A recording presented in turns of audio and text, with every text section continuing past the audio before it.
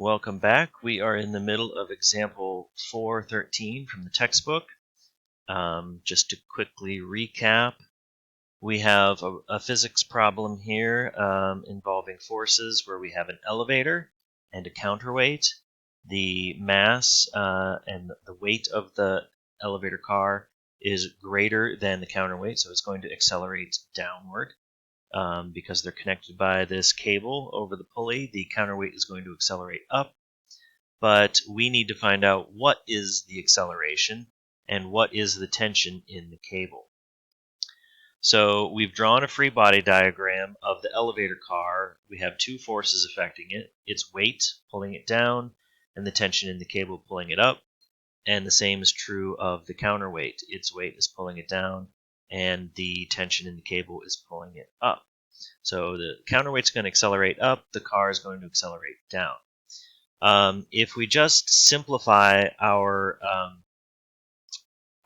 notation here, rather than calling the acceleration of the counterweight, we're just going to refer to it as acceleration A. And the distinction between the acceleration of the elevator and the acceleration of the counterweight is they're going to be the same in magnitude because they're connected by a cable, but they're going to be in opposite directions. So positive acceleration of the elevator is equal to negative acceleration of the counterweight.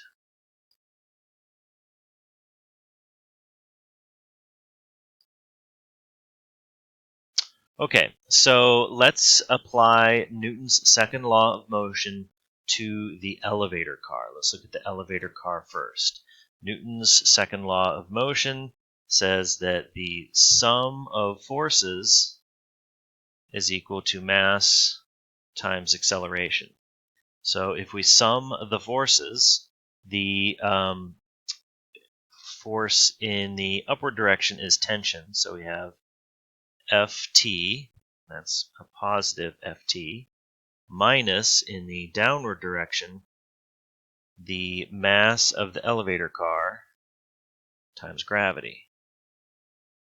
Okay, and that is going to equal the mass times acceleration. So again, we have the mass of the elevator car multiplied by its unknown acceleration.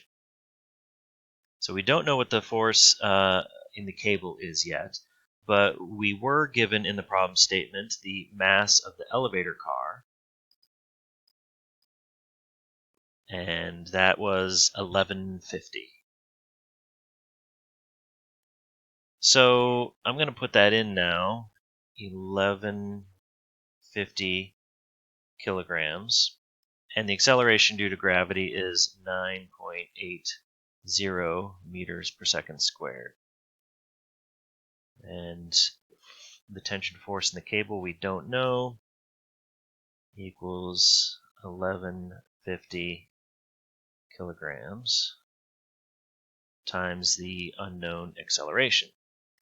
So the textbook likes to wait until the very last step in its solution to plug in the variables, but I find that it's sometimes a little easier to plug in the known quantities right away, so we don't have to deal with quite so many variables that we can get more hard numbers here. So we could simplify this. Again, I'm going to kind of break my own rule here. I always tell students to write out the units.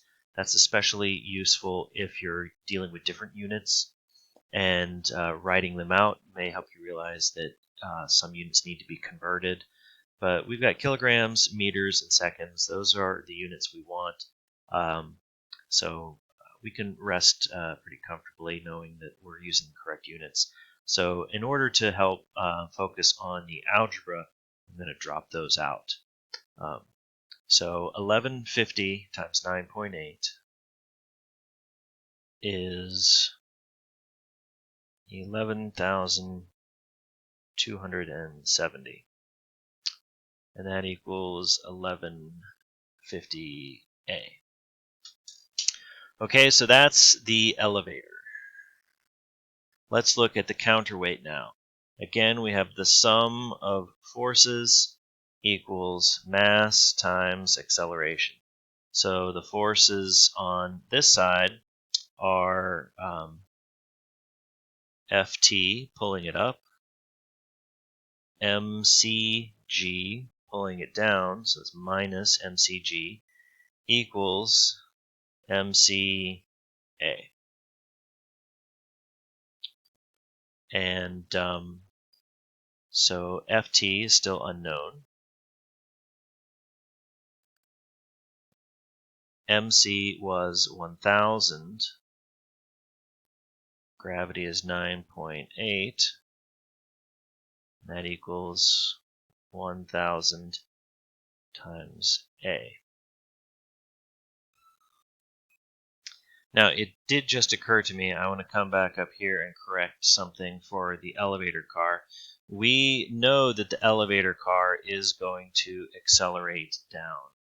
I even have this image here of acceleration going down. So when we're talking about the acceleration of the elevator car, it's going down, so it should be negative. So I'm just going to put a negative sign here. So it's negative mass times acceleration, negative mass times acceleration, negative mass times acceleration, because the acceleration is down. So tension is up, weight is down, acceleration is down. For the counterweight, the tension is pulling it up. The weight is pulling it down, so that's negative. But it is going to accelerate up, so that's positive right there. And I can simplify this here a little bit. Ft minus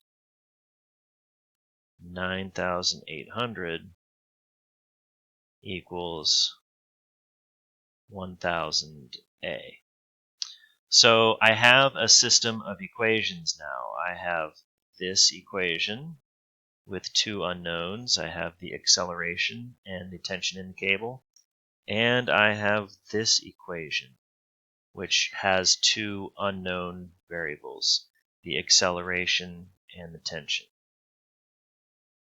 But the accelerations are the same, and the tension in the cable is consistent throughout the entire length of the cable. So this Ft is the same as this Ft, and this A is the same as this A. So we can now solve this system of equations.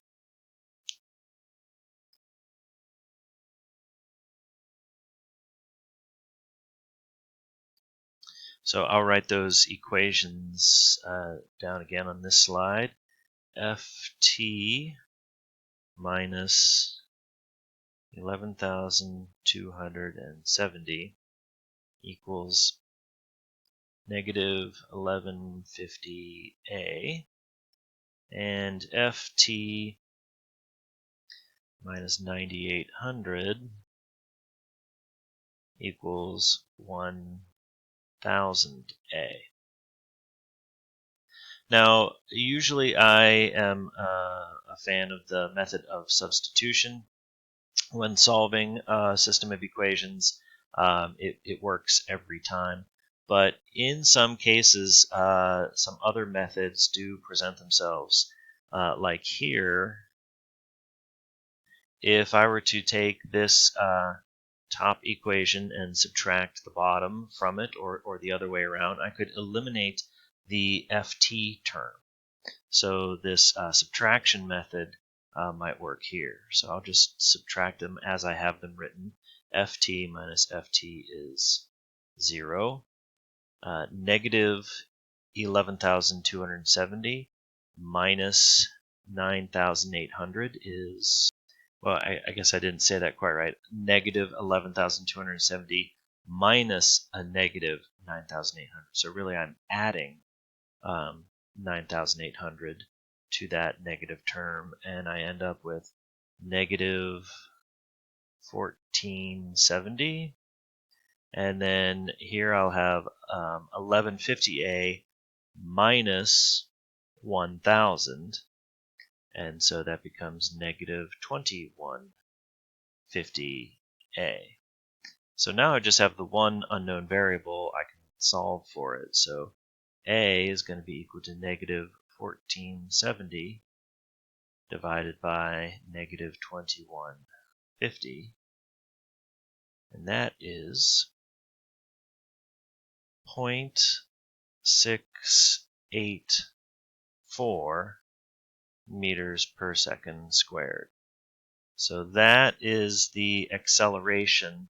That's how much the counterweight is going to accelerate up, and that is how much the elevator is going to accelerate down, 0.684 meters per second squared. Now the problem also asks us to find the tension in the cable, so let's do that. We could use either of these two equations up here, and now that we know acceleration is 0.684, plug it in and solve. I think I'll go with this one, if for no other reason than the fact that 1,000 is a nice round number. It really doesn't matter. You can choose either one.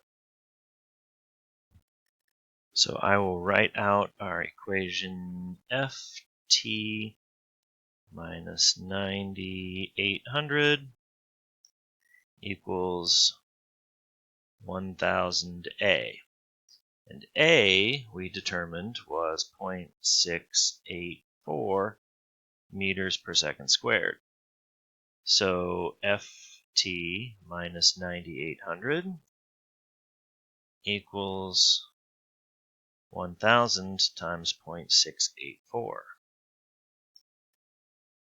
which is equal to 684. So Ft minus 9,800 is 684. So that means that Ft is equal to 684 plus 9,800. So Ft is equal to 10,484 newtons, but I should always be aware of significant figures. And looking back at the original problem statement, we should be limited to 3 significant figures. So I'll report that as 10,500 newtons. So that's the tension in the cable. Hopefully that tension is not too much. We wouldn't want an accident to occur. Okay, so the previous problem involved a pulley. Pulleys are an example of a simple machine that can provide mechanical advantage. The way that a pulley works is essentially it splits up a large force into multiple smaller forces. So for instance here we have a guy up on top of this building who's trying to lift a piano. The cable that he's pulling on loops over one pulley here and comes down and then loops around another pulley down here and comes back up and is fixed at this point to the crane. So whatever the weight of this piano is pulling down, in order to lift the piano up, the force applied in the upward direction has to be greater than this. But since we're using a pulley, there are 2 cables now in the upward direction, so there are 2 forces present pulling up. So let's say that the weight of this piano is 1,000 pounds. Then that means that we've split it up into 2 500-pound forces. So that's how a pulley gives mechanical advantage. And we could have done this many times using many more pulleys and split it up into 10 ropes, say, so that each one was only 100 pounds. So I'm going to end this video right here, and we'll look at a few more example problems in the next one.